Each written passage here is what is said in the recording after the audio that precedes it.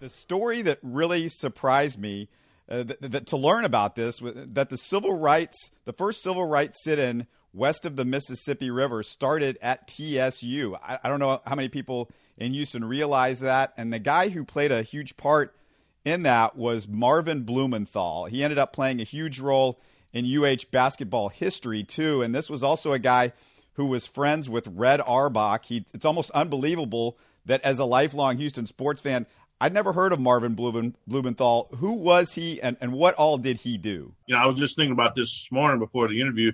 The two people I would have liked to have actually met in person, but they passed away, was for his book, was Marvin Blumenthal, because he died at a pretty early age in 1969, and then another gentleman by the name of Lloyd Wells, who was a big figure in the African-American community in Houston. But Marvin Blumenthal actually came from the eastern part of the country, and that's where I knew Red Auerbach from.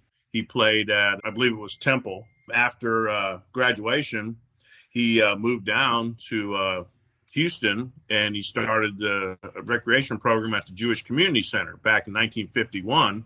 Well, when I interviewed his wife, she said he did it because he wanted to change. He wanted to go somewhere else. But then in the late 50s, he decided to start integrating the Jewish Community Center, which is now the Judson Robinson Center over at Herman Park. The building's still there and the gym is still there. I actually went up and looked at it one day. Now, the new Jewish Community Center over there on Braeswood, they have a Marvin Blumenthal Center there, and his big picture of Marvin up on the wall and everything. But he was really the first.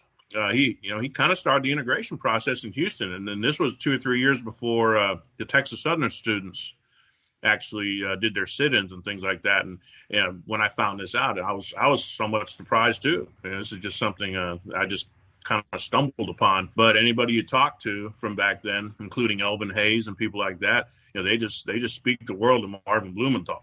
And his name kept coming up in interviews, and so I had to kind of find out a little bit more about him. Yeah, give us some of the names of some of the guys that had played over at the JCC that he was having over there, that you would just, you might walk in the door, I guess, over there, and you would see those guys. Well, Lucius Jackson, who eventually became a first-round pick in the NBA, and players from all over the country would stop into the community center. Some people said, Wilt Chamberlain came in there several times to play. They had summer leagues there and things like that, and I believe Chet Walker came in.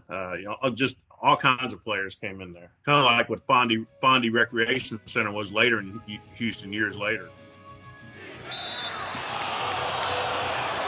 You're listening to Houston Sports Talk.